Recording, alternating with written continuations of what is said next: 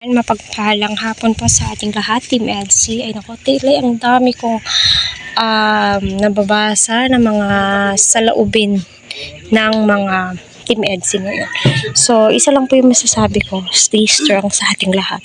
Ngayon pa kaya na madami na tayong pinagdaanan at nalalampasan. So, ngayon naman po ay masasabi ko lang, magtulungan tayo syempre para kay Beyonce. Still, sa mga nagsasabi na stop na muna sila sa panunood sa EDSI, naku, paano naman si Beyonce? So, apektado dito si Beyonce, So, para sa akin lamang po yun, So, etong topic po natin, hala Beyonce, naninibago kay Edo dahil sa So, yun na nga po, dati, kapag nagla-live po sila, ay si Eds ay nakikisabay. Dati si Beyonce ay tahimik lang. So, masasabi mo po talaga na malaki yung pinagbago ni Beyonce simula ng maka-love team niya.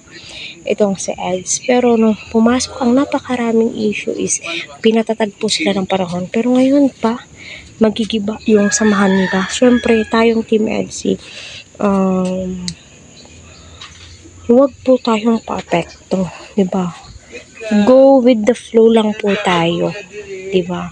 Beyonce ay nakaramdam na. So, yun na nga daw po, Beyonce ay nakaramdam daw po ng lalamig o nanlalamig si Ed sa kanya.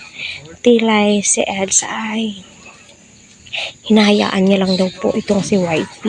Alam niyo itong mga Team Ed, sino ang lakas mag-obserba? Syempre, part na din po yun ng pagiging solid.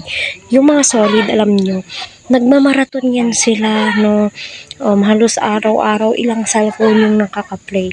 So, may maling kibot lang po, Syempre, napapansin nila, kasi nga, alam po nila yung mga galawan, Yun, nakita po natin yung facial expression ni Beyonce, So, masasabi mo po talaga, hala, bakit ganun, Bakit ganun yung mga nangyayari? So, para sa akin, syempre paglaban natin ang EDSI. Ngayon pa ba, wait lang po tayo kung ano po yung magiging hakbang or magiging sunod na action dito. Kasi ang daming nagre-reaction, siyempre, ma-alarma si Kalinga Prab, diba?